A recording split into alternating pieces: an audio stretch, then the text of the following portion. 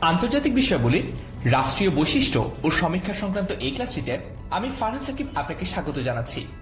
আজকের এই ক্লাসটি থেকে আমরা শিখব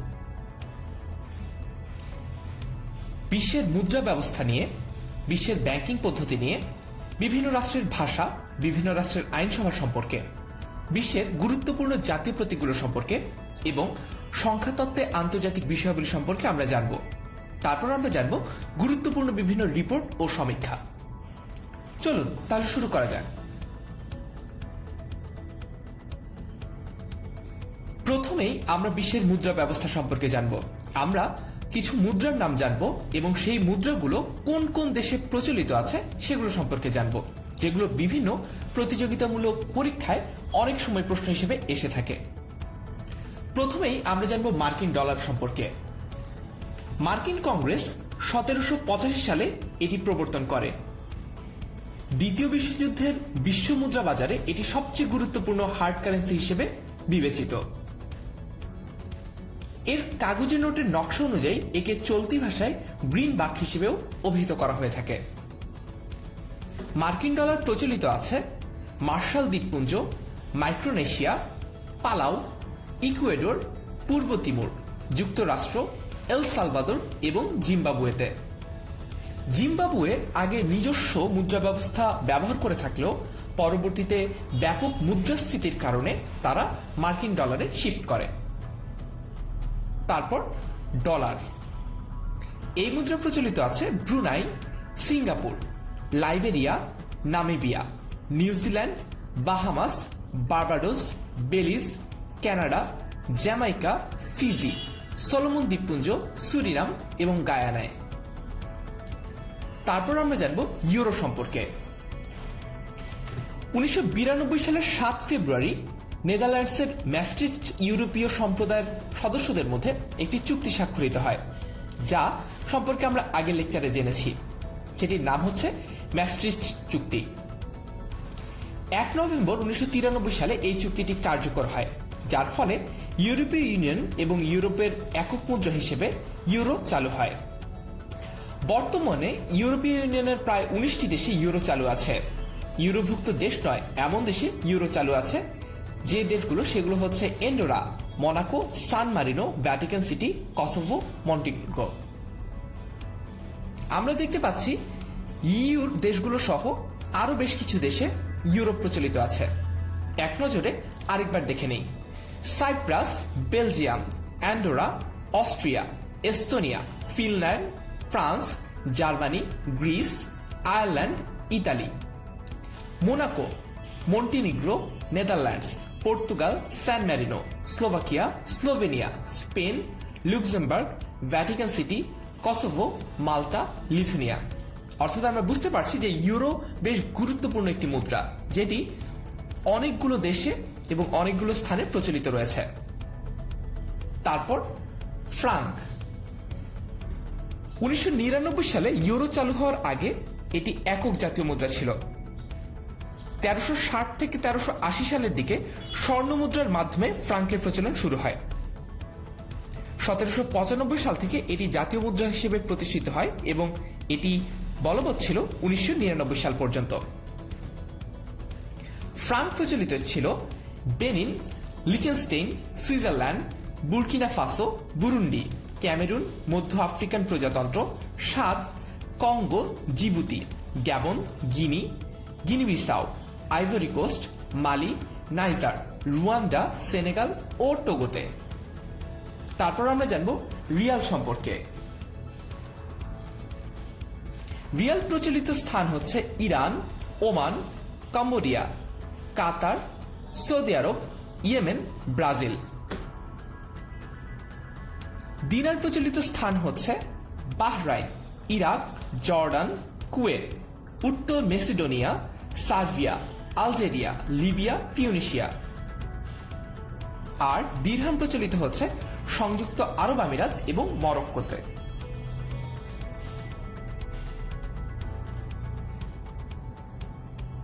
তারপর আমরা আরো কিছু মুদ্রার নাম জানব। প্রথমে আমরা জানব পেসো সম্পর্কে। পেসো মূলত স্পেনের মুদ্রা ব্যবস্থা। সাবেক স্প্যানিশ কলোনিগুলোতে এই মুদ্রা ব্যবস্থা ছড়িয়ে পড়েছিল। পেসো প্রচলিত কিউবা, ডোমিনিকান প্রজাতন্ত্র, Philippine, Mexico, Argentina, Chile, Colombia ও উরুগুয়েতে। তারপর আমরা জানবো রুপি সম্পর্কে। রুপি প্রচলিত হচ্ছে ভারত, সিচেলিস, নেপাল, পাকিস্তান, শ্রীলঙ্কা ও মরিশাসে। র্যান্ডের প্রচলন হচ্ছে দক্ষিণ আফ্রিকায়। জাপানের মুদ্রার নাম হচ্ছে ইয়েন। রাশিয়া ও বেলারুশের মুদ্রা হচ্ছে রুবল।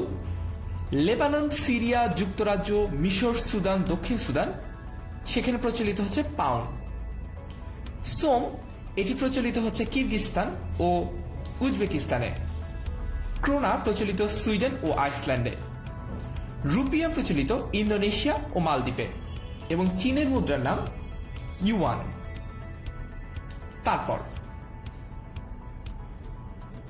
এরপর আমরা বিশ্বের ব্যাংকিং ব্যবস্থা সম্পর্কে কিছুটা জানব। আমরা ভিন্ন ভিন্ন কয়েকটি ব্যাংকের সংক্ষিপ্ত বিবরণ জানব। প্রথমেই আমরা জানব ব্যাংক অফ শান্সি সম্পর্কে। পৃথিবীর ইতিহাসে এই ব্যাংকটিকে প্রথম ব্যাংক হিসেবে বিবেচনা করা হয়। ব্যাংকটি প্রতিষ্ঠা করা হয়েছিল প্রায় খ্রিস্টপূর্ব 600 অব্দে। প্রাচীন সিন্ধু, গ্রিক, রোমান, ব্যাবিলন ও চীন সভ্যতায় ব্যাংকের অস্তিত্বের ইতিহাস পাওয়া গেছে। খ্রিস্টপূর্ব 2য় শতাব্দীতে প্রাচীন গ্রিক, ব্যাবিলন ও মিশরীয় সভ্যতায় ব্যাংকিং কার্যাবলীর যথেষ্ট প্রমাণ লক্ষ্য করা যায়। সে সময় ধর্মীয় প্রতিষ্ঠান ও উপাসনালয়গুলোকে কেন্দ্র করে ব্যাংক ব্যবস্থা গড়ে ওঠে। এর উপাসনালয়কে কেন্দ্র করে গড়ে ওঠা ব্যাংক ব্যবসাকে বলা হতো উপাসনালয় ব্যাংকিং। তারপর আমরা জানব ব্যাংক অফ ইংল্যান্ড সম্পর্কে। ব্যাংক অফ ইংল্যান্ড যুক্তরাজ্যের কেন্দ্রীয় ব্যাংক হিসেবে পরিচিত। আধুনিক কেন্দ্রীয় ব্যাংকগুলোর ভিত্তি একে কেন্দ্র করেই গড়ে উঠেছে। 17 জুলাই 1694 সালে রাজকীয় সনদের মাধ্যমে ব্যক্তিগত আর্থিক প্রতিষ্ঠান রূপে সিটি অফ লন্ডনে 1.2 মিলিয়ন পাউন্ড স্টার্লিং মূলধন নিয়ে এটি প্রতিষ্ঠিত হয়। পরবর্তীতে 1946 সালে এর জাতীয়করণ করা হয়। এটি পৃথিবীর প্রাচীনতম ব্যাংকের মধ্যে একটি। ব্রিটিশ স্থাপত্যবিদ sir John Soane bank of ইংল্যান্ডের ভবনের নকশা অঙ্কন করেন। ব্যাংকটির প্রথম নন ব্রিটেন গভর্নর ছিলেন মার্ক কার্নে। তারপর আমরা জানব ব্যাংক অফ ভেনিস সম্পর্কে। এই ব্যাংকটি রাষ্ট্রের অনুমোদনে এবং উদ্যোগে গঠিত প্রথম ব্যাংক। ব্যাংকটি প্রতিষ্ঠিত হয় 1157 সালে। মাকার্দির মতে ভেনিসের সর্বপ্রথম ব্যাংক এটি। এর পাশাপাশি আমরা যেটি জানব সেটি হচ্ছে ব্যাংকটি খোলার উদ্দেশ্য কি ছিল। ব্যাংকটির উদ্দেশ্য ছিল যে সাম্রাজ্যের অধীনস্থ ছিল অর্থাৎ ভেনিস, তার পরিধি আরো বাড়ানো এবং তার অর্থনৈতিক কার্যক্রমকে ভালোভাবে নজরদারি করতে পারা। তারপর আমরা জানব হিন্দুস্তান ব্যাংক সম্পর্কে। মুঘল শাসনাধীন ভারতীয় উপমহাদেশে বিভিন্ন মুদ্রার বা মূল্যের স্বর্ণ মুদ্রা প্রচলিত ছিল। মূল্যবান এই স্বর্ণ মুদ্রা অর্থের কারবারিদেরকে এই ব্যবসায় প্রবলভাবে উদ্বুদ্ধ করেছিল। মুঘল আমলে বড় পুঁজিপতি ব্যাংকার থেকে শুরু করে ক্ষুদ্র গ্রাম্য মহাজন পর্যন্ত বিভিন্ন স্তরের লোক নিজ নিজ সামর্থ্য অনুযায়ী টাকা পয়সা লেনদেনের ব্যবসা করত। অর্থাৎ মুঘল আমলেই ভারতীয় উপমহাদেশে ব্যাংক ব্যবস্থার স্বরূপ প্রকাশিত হয় এবং পরবর্তীতে অর্থাৎ ব্রিটিশ আমলে ব্যাংক ব্যবস্থা প্রতিষ্ঠান আকারে প্রবর্তিত ও বিস্তৃত হতে থাকে। মুঘল আমলেই 1700 সালে ভারতীয় কলকাতায় দ্য হিন্দুস্তান ব্যাংক প্রতিষ্ঠিত হয়, যা এই অঞ্চলের সর্বপ্রথম আধুনিক ব্যাংক হিসেবে পরিচিতি লাভ করে। তারপর আমরা জানব রিক্স ব্যাংক সম্পর্কে, যেটি সুইডেনের কেন্দ্রীয় ব্যাংক। রিক্স ব্যাংকের পুনরূপ হচ্ছে সোভিরিয়াস রিক্স ব্যাংক। এটি বিশ্বের অন্যতম প্রাচীন একটি ব্যাংক। 1668 সালে এই ব্যাংকটি প্রতিষ্ঠিত হয়। এর পূর্বে সুইডেনের স্টকহোম ব্যাংকও এই ব্যাংকটি প্রচলিত ছিল। একসময় অতিরিক্ত নোট ছাপানোর ফলে ব্যাংকটি বন্ধ করে দিতে হয়। পরে ব্যাংকটির প্রতিষ্ঠাতা জোহান পামস্টার্চকে দায়িত্ব দেওয়া হয় রিক্স ব্যাংক পরিচালনা করার। প্রথমে এটির নাম ছিল রিক্সেন্স স্ট্যান্ডার্ডস ব্যাংক। পরে 1866 সালে এটির বর্তমান নামকরণ করা হয়। 1897 সালে এই ব্যাংকটিকে কেন্দ্রীয় ব্যাংকের মর্যাদা দেওয়া হয়। তারপর হাবিব ব্যাংক। হাবিব ব্যাংক প্রতিষ্ঠার সাথে পাকিস্তান প্রতিষ্ঠা আন্দোলনের একটি সামঞ্জস্য বা যোগাযোগ রয়েছে। জিন্নাহ মুসলমানদের আলাদা রাষ্ট্র গঠনের জন্য আন্দোলনের সময় মুসলমানদের জন্য আলাদা ব্যাংক গঠন করার প্রয়োজন বোধ করেন। ভারতীয় মুসলমানদের জন্য ব্যাংক গঠন করতে হাবিব পরিবারকে তিনি অনুরোধ করেন। এরপর 1941 সালে মুম্বাইয়ে ব্যাংকটি প্রতিষ্ঠিত হয়। 1947 সালে স্বাধীনতার পর ব্যাংকটি করাচিতে স্থানান্তর করা হয়। এটি পাকিস্তানের প্রথম বাণিজ্যিক ব্যাংক। 1974 সালে হাবিব ব্যাংকটিকে জাতীয়করণ করা হয়। এটি পাকিস্তানের বৃহত্তম ব্যাংক।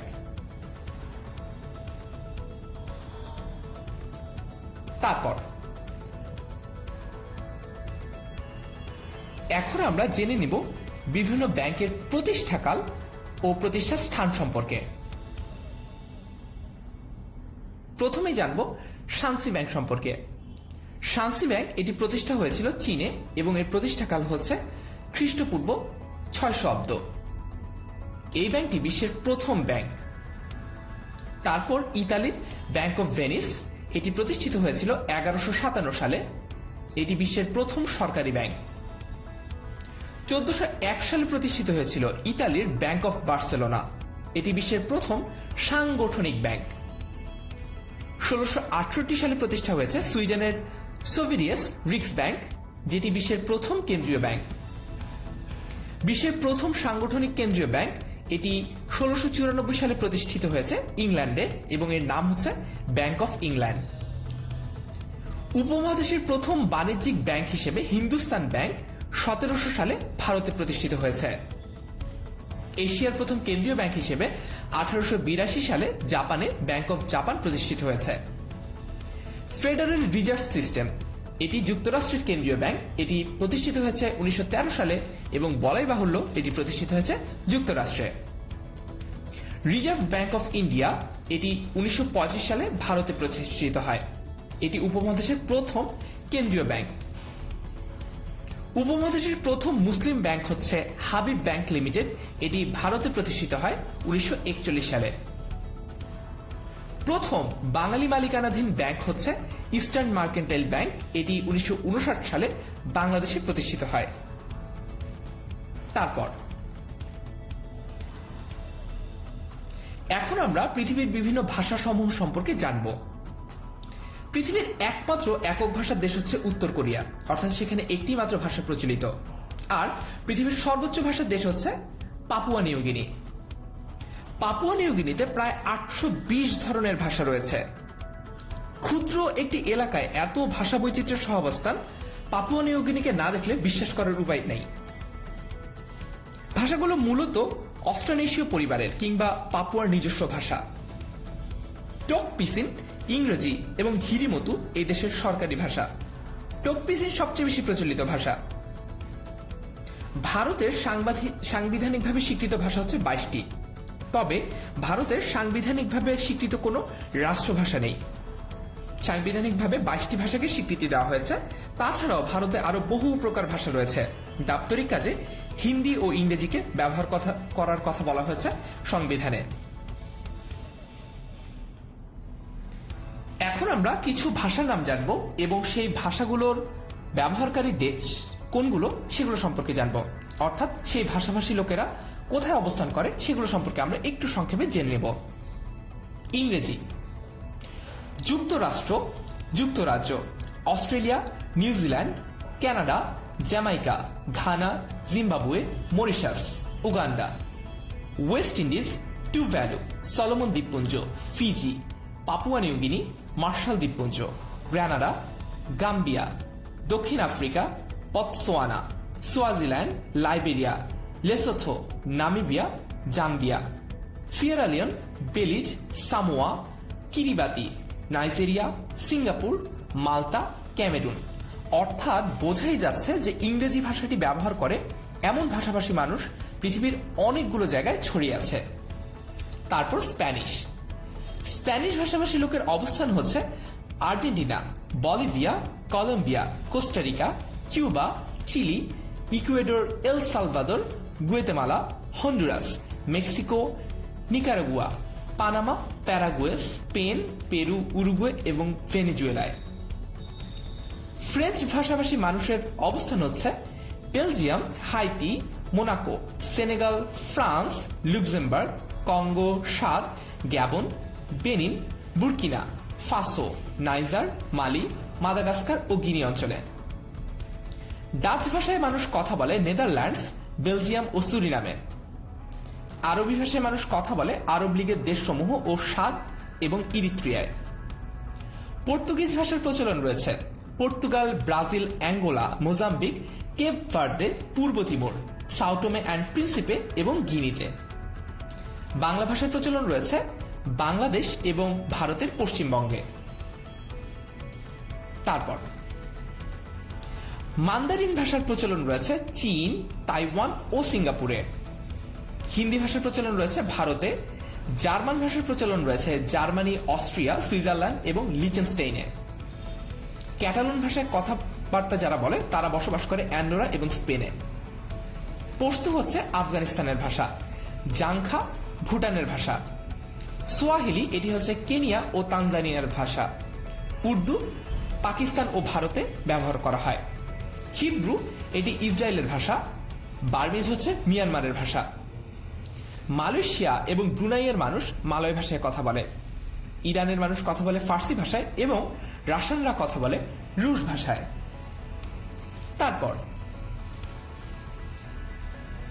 এরপর আমরা পৃথিবীর বিভিন্ন গুরুত্বপূর্ণ আইনসভাগুলোর নাম জেনে নিব, যেগুলো বিভিন্ন প্রতিযোগিতামূলক পরীক্ষায় অনেক সময় প্রশ্ন হিসেবে এসে থাকে।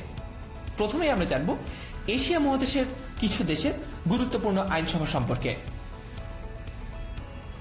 চীনের আইনসভার নাম হচ্ছে ন্যাশনাল পিপলস কংগ্রেস।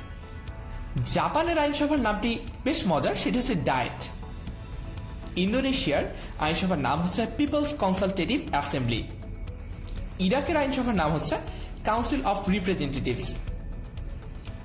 ইরানের আইনসভার নাম হচ্ছে অ্যাসেম্বলি বা মজলিস। ইসরায়েলের আইনসভার নাম হচ্ছে নেসেট। ওমানের আইনসভা হচ্ছে কাউন্সিল অফ ওমান। মজলিস আল উম্মা এটি হচ্ছে কুয়েতের আইনসভা। গ্র্যান্ড ন্যাশনাল অফ অ্যাসেম্বলি এটি তুরস্কের আইনসভা। সৌদি আরবের আইনসভার নাম হচ্ছে মজলিস আশ-শুরা। নেপালের আইনসভার নাম হচ্ছে ফেডারেল পার্লামেন্ট। মঙ্গোলিয়ার আইনসভার নাম হচ্ছে স্টেট গ্রেট খুরাল। ভারতের আইনসভার নাম হচ্ছে পার্লামেন্ট এবং বাংলাদেশের আইনসভার নাম হচ্ছে জাতীয় সংসদ। তারপর আমরা ইউরোপ মহাদেশ সম্পর্কে জানব। ইউরোপ মহাদেশের ফ্রান্সের আইনসভার নাম হচ্ছে পার্লামেন্ট। রাশিয়ার আইনসভার নাম হচ্ছে ফেডারেল অ্যাসেম্বলি। জার্মানির হচ্ছে পার্লামেন্ট বা রাইখস্ট্যাগ। ফিনল্যান্ডের পার্লামেন্ট বা এদুসকুন্টা। সুইজারল্যান্ডের ফেডারেল অ্যাসেম্বলি। ডেনমার্কের আইনসভার নাম হচ্ছে ফোকেটিং। সুইডেনের আইনসভার নাম হচ্ছে রিক্সড্যাগ। অ্যাসেম্বলি এটি হচ্ছে ক্রোয়েশিয়ার আইনসভার নাম। ন্যাশনাল অ্যাসেম্বলি হচ্ছে হাঙ্গেরির আইনসভার নাম। লিচেটেনস্টাইন এটি হচ্ছে ল্যান্ডস্ট্যাগের আইনসভার দেশ। লুক্সেমবার্গ এর আইনসভার নাম হচ্ছে চেম্বার অফ ডেপুটিস এবং ভ্যাটিকানের আইনসভার নাম হচ্ছে পন্টিফিশিয়াল কমিশন। যুক্তরাজ্যের আইনসভার নাম হচ্ছে পার্লামেন্ট।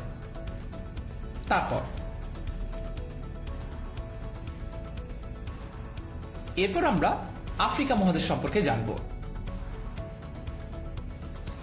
লিবিয়ার আইনসভা হচ্ছে জেনারেল পিপলস কংগ্রেস। লাইবেরিয়ার আইনসভা হচ্ছে লেজিসলেচার। দক্ষিণ সুদানের আইনসভার নাম হচ্ছে ট্রানজিশনাল লেজিসলেচার। উগান্ডার আইনসভা হচ্ছে পার্লামেন্ট। কমোরোসের আইনসভার নাম হচ্ছে অ্যাসেম্বলি অব দ্য ইউনিয়ন। টোগোর আইনসভা হচ্ছে ন্যাশনাল অ্যাসেম্বলি। তানজানিয়ার আইনসভা হচ্ছে ন্যাশনাল অ্যাসেম্বলি।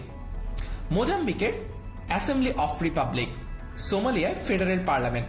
এরপর সেনেগাল, মৌরতানিয়া এবং নাইজার তিনটি জায়গারই আইনসভার নাম হচ্ছে ন্যাশনাল অ্যাসেম্বলি। তারপর আমরা উত্তর আমেরিকা মহাদেশ সম্পর্কে জানব। যুক্তরাষ্ট্রের আইনসভার নাম হচ্ছে কংগ্রেস। মেক্সিকোর আইনসভার নাম হচ্ছে কংগ্রেস অব দ্য ইউনিয়ন। কিউবার আইনসভার নাম হচ্ছে ন্যাশনাল অ্যাসেম্বলি অফ পিপলস পাওয়ার। পানামার আইনসভার নাম হচ্ছে ন্যাশনাল অ্যাসেম্বলি। এল সালভাদোরের আইনসভা হচ্ছে লেজিসলেটিভ অ্যাসেম্বলি। কোস্টারিকার আইনসভার নাম হচ্ছে লেজিসলেটিভ অ্যাসেম্বলি।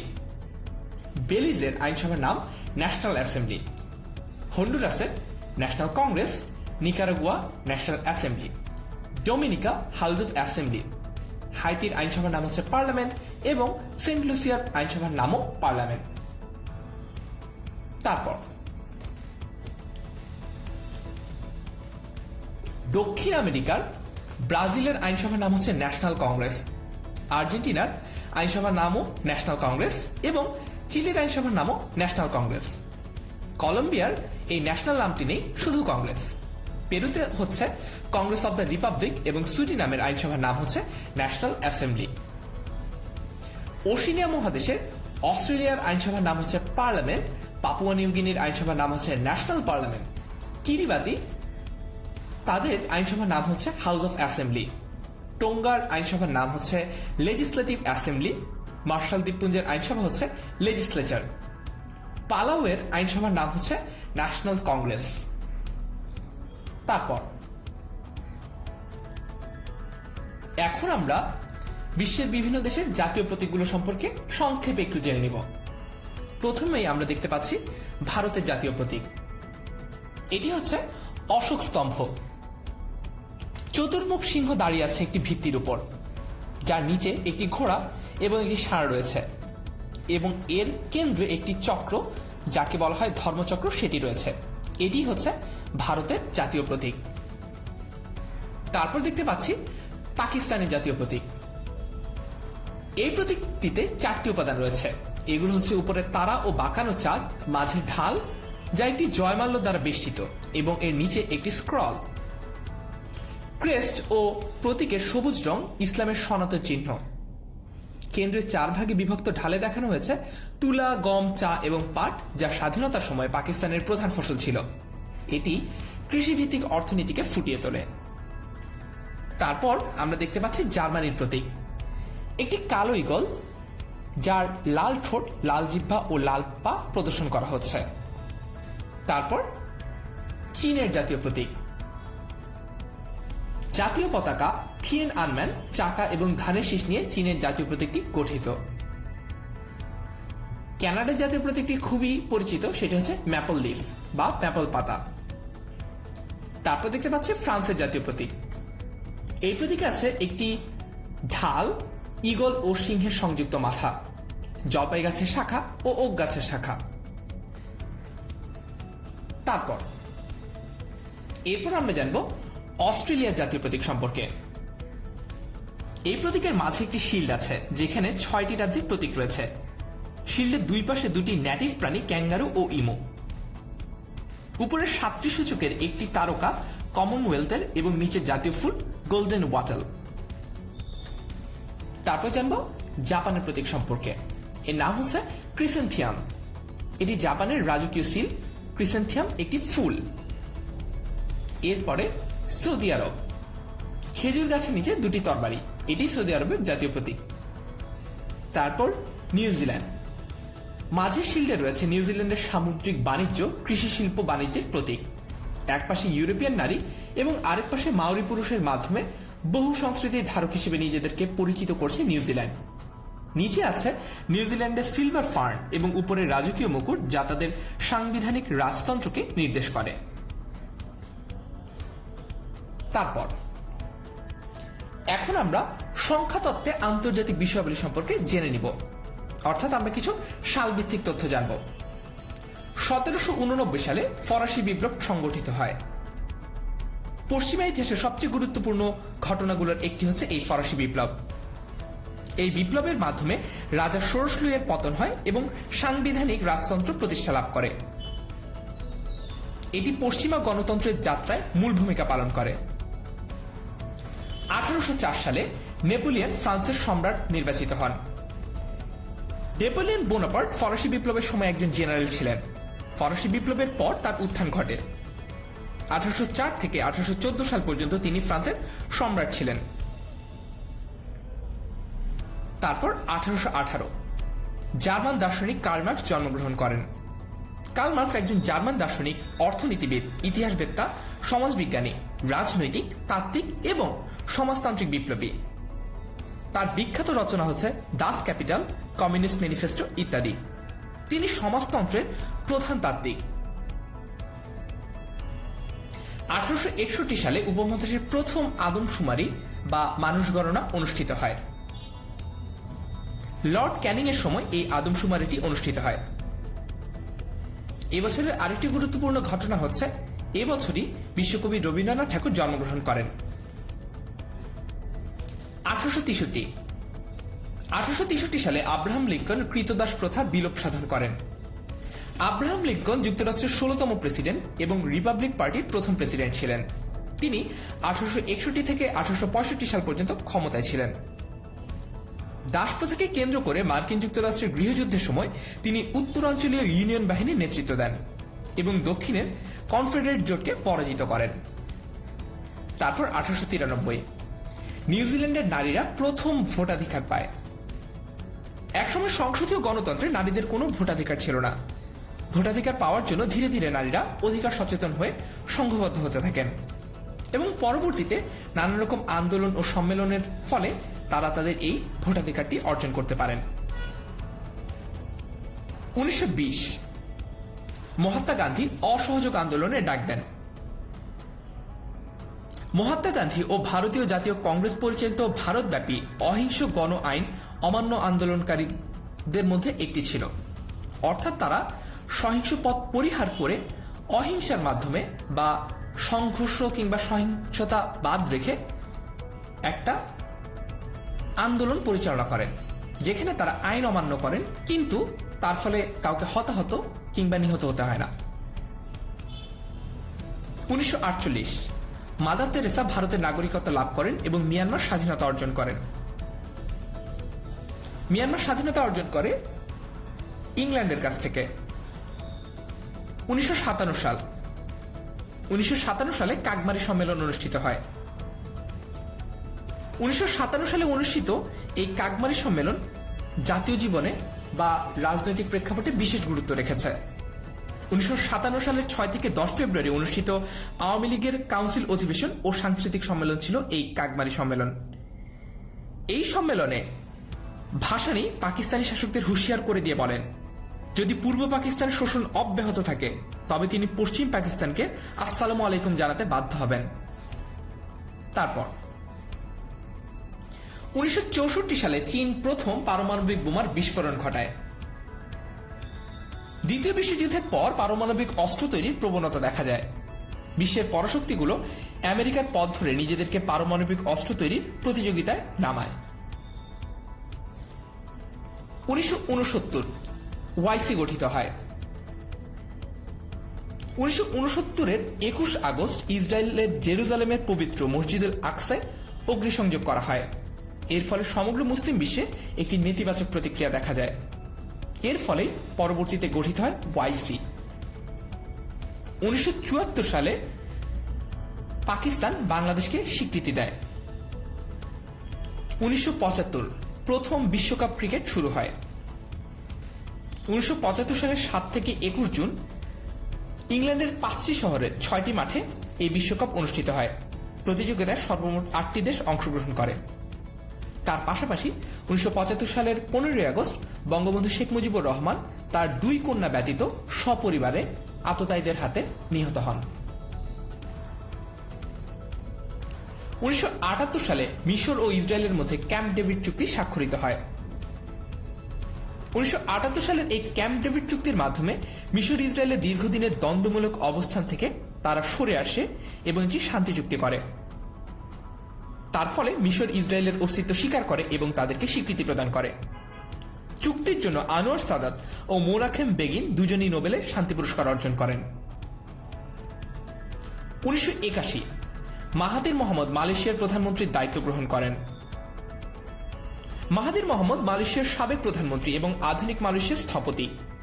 তিনি 1981 সালে মালয়েশিয়ার প্রধানমন্ত্রীর দায়িত্ব গ্রহণ করেন।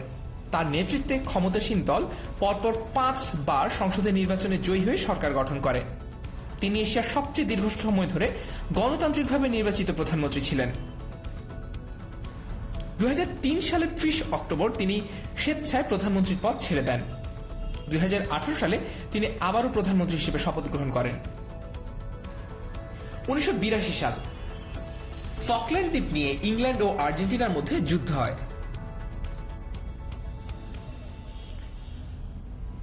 1985 সাল ঢাকায় প্রথম সাফ গেমস অনুষ্ঠিত হয়।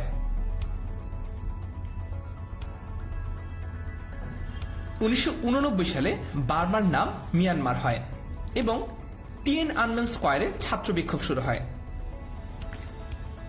চীনের সর্ববৃহৎ চত্বরের নাম হচ্ছে টিয়েনআনমেন চত্বর। এটি বেইজিং শহরের একেবারে মাঝামাঝি অবস্থিত। নিষিদ্ধ নগরী থেকে এটিকে পৃথক করে টিয়েনআনমেন গেট নির্মাণ করা হয়, যা চত্বরের উত্তর পাশে অবস্থিত। 1989 সালের মুক্তবাজার অর্থনীতি ও গণতন্ত্রের দাবিতে টিয়েনআনমেন চত্বর প্রতিরোধ আন্দোলনের কারণে এটি বিখ্যাত হয়ে ওঠে। 1990 সালে ইরাক কুয়েত দখল করে নেয়। 1991 সালে অং সান সুচি নোবেল শান্তি পুরস্কার অর্জন করেন। তারপর 1994 সালে আফগানিস্তানে তালেবান প্রতিষ্ঠিত হয়। তালেবান হচ্ছে সুন্নি ইসলামী এবং পশতুন জাতীয়তাবাদী আন্দোলন। 1996 থেকে 2000 সাল পর্যন্ত আফগানিস্তানে এই আন্দোলনের নেতারা ক্ষমতাসীন ছিলেন। 2001 সালে নর্দার্ন অ্যালায়েন্স এবং ন্যাটো এই দেশগুলো মিলে পরিচালিত এক যৌথ অভিযানের মাধ্যমে সে দেশের তালেবান শাসনের অবসান ঘটানো হয়। তালেবান নেতারা অনেকেই বন্দী হন, বাকিরা পালিয়ে যান। 2020 সালের 29 ফেব্রুয়ারি তালেবানদের সাথে আমেরিকার সমঝোতা চুক্তি স্বাক্ষরিত হয় এবং তার ফলে আমেরিকা সেনা প্রত্যাহারের সিদ্ধান্ত নেয়। 1997 সালে পার্বত্য চট্টগ্রাম শান্তি চুক্তি সম্পাদিত হয়। বাংলাদেশের পার্বত্য চট্টগ্রামের আদিবাসী কিংবা পাহাড়িদের সাথে রক্তক্ষয়ী সংঘর্ষ বন্ধ এবং শান্তি প্রতিষ্ঠার লক্ষ্যে সম্পাদিত শান্তি চুক্তি হচ্ছে এই পার্বত্য চট্টগ্রাম শান্তি চুক্তি। পার্বত্য চট্টগ্রামের আদিবাসীদের প্রতিনিধি জনসংহতি সমিতির সঙ্গে বা জেএসএস এর সঙ্গে বাংলাদেশ সরকার 1997 সালের 2 ডিসেম্বর এই চুক্তি স্বাক্ষর করেছিল। এতে স্বাক্ষর করেন বাংলাদেশ সরকারের পক্ষে আবুল হাসনাত আবদুল্লাহ এবং শান্তি বাহিনীর পক্ষে পার্বত্য চট্টগ্রাম জনসংহতি সমিতির নেতা সন্তু লারমা। তারপর ধীরে ধীরে আদিবাসী ও বাঙালিদের সংঘর্ষ হ্রাস পায়। 1998 সালে পাকিস্তান সফল পারমাণবিক বিস্ফোরণ ঘটায়। 1999 সালে ঢাকা কলকাতা বাস সার্ভিস চালু হয়। 2000 সালে বাংলাদেশ ক্রিকেট দল টেস্ট স্ট্যাটাস পায়। 2002 সালে পূর্ব তিমুর স্বাধীনতা অর্জন করে।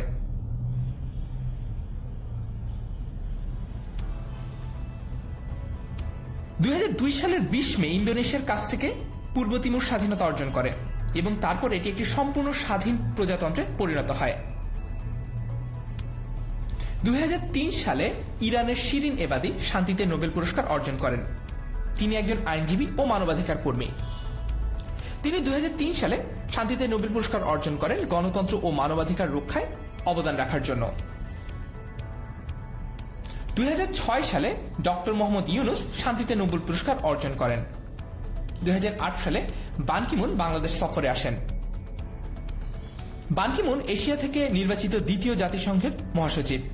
2007 থেকে 2016 সাল পর্যন্ত তিনি দায়িত্ব পালন করেন। 2011 সালে পৃথিবী বিখ্যাত ফুটবলার লিওনেল মেসি বাংলাদেশে আসেন এবং আর্জেন্টিনা দলের হয়ে নাইজেরিয়ার সাথে একটি প্রীতি ফুটবল ম্যাচে অংশগ্রহণ করেন। 2012 সালে নিশাত মজুমদার এভারেস্ট জয় করেন এবং ওয়াসফিয়া নাজরিনও সেই বছরই এভারেস্ট জয় করেন। প্রথম বাংলাদেশী নারী হিসেবে 2012 সালের 19 মে এভারেস্ট জয় করেন নিশাত মজুমদার। পরবর্তীতে ওয়াসফিয়া নাজরিন দ্বিতীয় বাংলাদেশী নারী হিসেবে এই এভারেস্ট জয় করেন। এরপর আমরা সংখ্যাভিত্তিক আরো কিছু তথ্য জানব। মিশর বাদে আরো 10টি দেশের মধ্য দিয়ে প্রবাহিত হয়েছে নীল নদ। দক্ষিণ আমেরিকায় দেশ রয়েছে 12টি। পানামা খালের গভীরতা 14 মিটার। মার্কিন যুক্তরাষ্ট্রের পতাকায় যে 50টি তারা রয়েছে সেই 50টি তারা আসলে মার্কিন যুক্তরাষ্ট্রের 50টি অঙ্গরাজ্যের নির্দেশক। ভারত বাংলাদেশের অভিন্ন নদীর সংখ্যা 54টি। মার্কিন যুক্তরাষ্ট্রের সিনেটরের সংখ্যা 100। বার্লিন প্রাচীরের দৈর্ঘ্য 155 কিলোমিটার। বর্তমান বিশ্বের স্বাধীন রাষ্ট্রের সংখ্যা 195। ইংলিশ চ্যানেলের দৈর্ঘ্য 560 কিলোমিটার। নীল নদের দৈর্ঘ্য 6650 কিলোমিটার। বিশ্বের বৃহত্তম ম্যানগ্রোভ ফরেস্ট সুন্দরবনের ক্ষেত্রফল 10,000 বর্গ কিলোমিটার।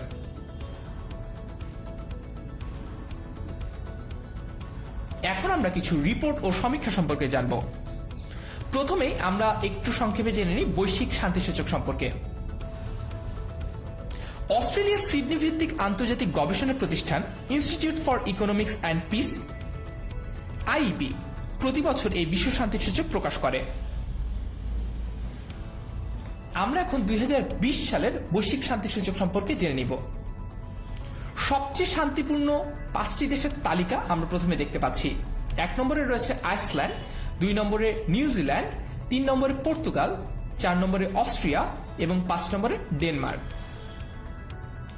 তবে নিউজিল্যান্ডের ক্রাইস্ট চার্চে একটি সন্ত্রাসী হামলার পরেও তারা এই বৈশ্বিক শান্তি সূচকে অবস্থান করছে, কারণ তাদের সংঘবদ্ধ শান্তি প্রক্রিয়ার মাধ্যমে। এবং তালিকার সবচেয়ে শেষের 5টি দেশ হচ্ছে 163 নম্বরে আফগানিস্তান, 162 নম্বরে সিরিয়া, 161 নম্বরে ইরাক, 160 নম্বরে দক্ষিণ সুদান, 159 নম্বরে ইয়েমেন। অর্থাৎ দেখাই যাচ্ছে যে 5টি দেশই যুদ্ধবিধ্বস্ত দেশ, তার মধ্যে কয়েকটি দেশে এখনো যুদ্ধ চলছে। এখন আমরা একটু বৈশ্বিক শান্তি সূচকে সার্কভুক্ত দেশগুলোর অবস্থান জানব।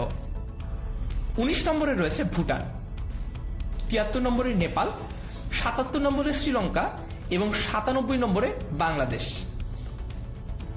ভারতের অবস্থান 139, পাকিস্তানের অবস্থান 152 এবং আফগানিস্তানের অবস্থান 163, যেটি আমরা আগেই জেনেছি। এরপর আমরা অর্থনৈতিক স্বাধীনতার সূচক জানব। অর্থনৈতিক স্বাধীনতার সূচক এই সমীক্ষাটি হেরিটেজ ফাউন্ডেশন প্রকাশ করে থাকে। এই তালিকায় শীর্ষ 5টি দেশ হচ্ছে 2020 সালের সমীক্ষা অনুযায়ী 1 নম্বরে সিঙ্গাপুর, 2 নম্বরে হংকং, 3 নম্বরে নিউজিল্যান্ড, 4 নম্বরে অস্ট্রেলিয়া এবং 5 নম্বরে সুইজারল্যান্ড। আর সর্বনিম্ন 5টি দেশ হচ্ছে 176 নম্বরে কঙ্গো প্রজাতন্ত্র, 177 নম্বরে ইরিত্রিয়া, 178 নম্বরে কিউবা, 179 নম্বরে ভেনেজুয়েলা, 180 নম্বরে উত্তর কোরিয়া। তারপর আমরা সার্কভুক্ত দেশগুলোর অবস্থান একটু জেনে নেই। 85 নম্বরে রয়েছে ভুটান, 112 নম্বরে রয়েছে শ্রীলঙ্কা, 119 নম্বরে রয়েছে মালদ্বীপ, 120 নম্বরে রয়েছে ভারত, 122 নম্বরে রয়েছে আমাদের বাংলাদেশ, 135 নম্বরে রয়েছে পাকিস্তান, 136-এ আফগানিস্তান এবং 139-এ নেপাল।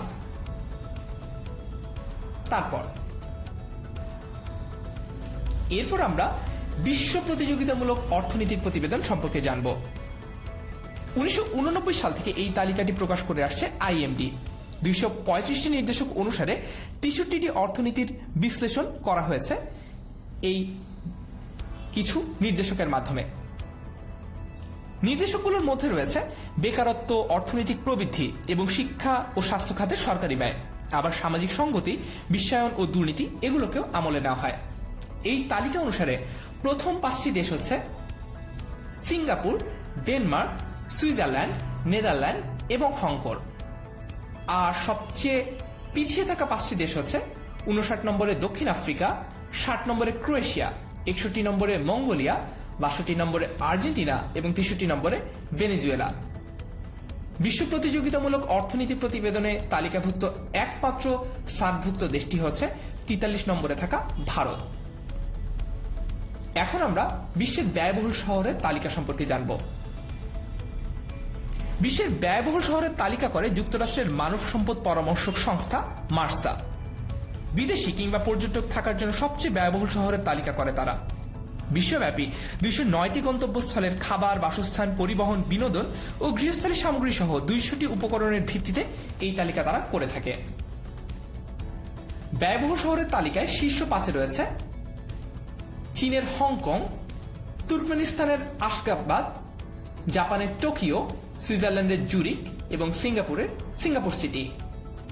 আর সবচেয়ে কম ব্যয়বহুল অর্থাৎ সবচেয়ে সস্তা 5টি শহরের মধ্যে 205 নম্বরে রয়েছে পাকিস্তানের করাচি, 206 নম্বরে কিরগিজস্তানের বিশকেক, 207 নম্বরে উজবেকিস্তানের তাসখন্দ, 208 নম্বরে নামিবিয়ার উইন্ডহুক এবং 209 নম্বরে তিউনিসিয়ার তিউনিস।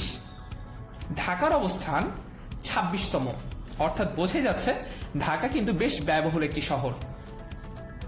আজকের এই লেকচারটি থেকে আমরা বিশ্বের বিভিন্ন রাষ্ট্রের প্রতীকগুলো সম্পর্কে জানলাম, ভাষা সম্পর্কে জানলাম, ব্যাংকিং ব্যবস্থা সম্পর্কে জানলাম তার পাশাপাশি জানলাম আইনসভা সম্পর্কে।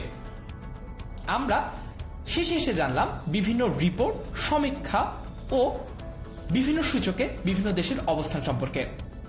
আশা করি লেকচারটি থেকে আপনি উপকৃত হয়েছেন। আমার সাথে এতক্ষণ থাকার জন্য আপনাকে ধন্যবাদ।